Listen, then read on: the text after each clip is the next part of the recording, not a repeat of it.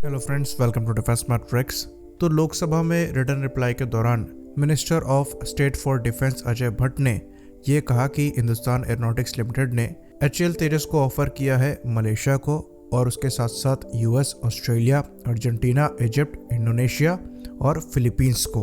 तो अजय भट्ट द्वारा ये बात बताई गई कि लास्ट अक्टूबर को जब मलेशिया ने लिफ्ट कैटेगरी के LCA की RFP को इशू किया तो HAL ने LCA तेजस के लिफ्ट वर्जन के साथ यहाँ पर रिस्पॉन्ड किया। तो टोटल जो रिक्वायरमेंट थी उनकी वो 18 फाइटर लीडिंग ट्रेनर की थी और इस कैटेगरी में इंडिया ने HAL तेजस के लिफ्ट वर्जन को ऑफर किया है, जो कि मोटा मोटा मार्क 1A पर बेस्ड है।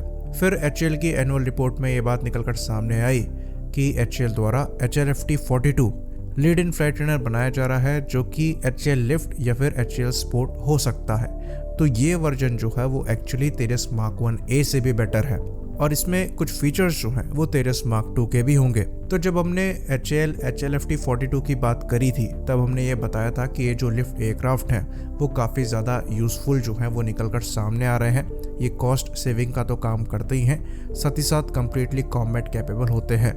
तो इनकी जो डिमांड है वो आने वाले समय में काफ़ी अच्छी खासी होने वाली है।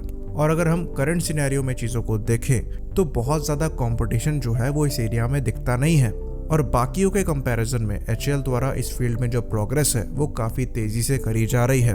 और तेजस का जो लिफ्ट वेरिएंट ऑफर किया जा रहा है या फिर जो कॉन्फ़िगरेशन अभी तक निकलकर सामने आई है, और ये 3-4 साल पहले की बात है, अभी इस पर अच्छा खासा काम जो है वो हो ही गया होगा। तो उसी कॉन्फ़िगरेशन को अगर हम उठा के लें तो जितने भी इसके कंपटीशन है, चाहे आप कोरियन FA-50 की बात कर ले, चाहे आप बोइंग के T-7 रेड हॉक की बात कर ले, उसके बाद टर्किश हर्जेट की बात कर ले, इन सबके कंपैरिजन में जो HAL का लिफ्ट वेरिएंट होने वाला है, जो कि LCA तेजस पर ही बेस्ड होने वाला है, ये कॉन्फ़िगरेशन के मामले में और प्रोग्रेस के मामले में इन सबसे आगे है।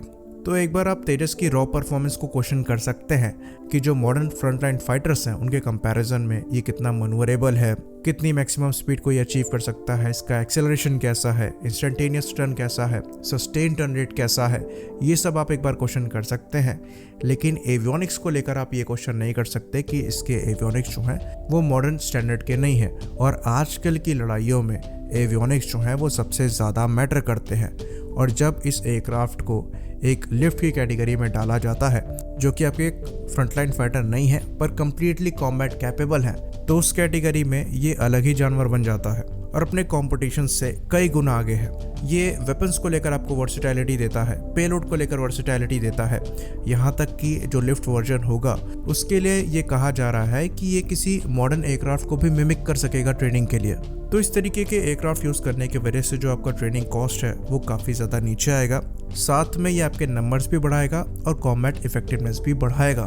तो अगर ये कहा जा रहा है कि इसे अमेरिका, ऑस्ट्रेलिया, इजिप्ट जैसी कंट्री को ऑफर किया गया है और वो लोग इसमें इंटरेस्ट दिखा रहे हैं, तो ये बिल्कुल भी सरप्राइजिंग नहीं होना चाहिए, क्योंकि जैसा हमने डिस्कस किया इस पर्टिकुलर कैटेगरी में जो कंपटीशन है वो बहुत ज़्यादा नहीं है। और HAL द्वारा जिस तरीके से यहाँ पर काम करा जा रहा है, ऐसा लगता है कि वो यहाँ पर लीड कर रहे हैं। अगर आप US नेवी को दिए गए ऑफर को ही देख ले तो उसमें तेजस ही एकमात्र ऐसा एयरक्राफ्ट होगा जो कि सुपरसोनिक फ्लाइट परफॉर्म कर सकता है और कैरियर लैंडिंग भी सक्सेसफुली उसने परफॉर्म करी है, साथ में टेक ऑफ भी परफॉर्म किया है, वो भी स्की जंप से, जो कि ज़्यादा डिफिकल्ट माना जाता है। यहाँ तक कि अगर आप LCA तेजस के रिकॉर्ड को लेकर चलें तो इतनी कॉम्प्लेक्स टेस्टिंग परफॉर्म करने के बाद, कैरियर लैंडिंग और टेक ऑफ परफॉर्म करने के बाद एक भी मेजर इंसिडेंट जो है वो एयरक्राफ्ट के नोट नहीं करे गए हैं, जो कि एक फ्लॉलेस रिकॉर्ड है और एक ट्रेनर के हिसाब से बहुत बड़ा प्लस पॉइंट है।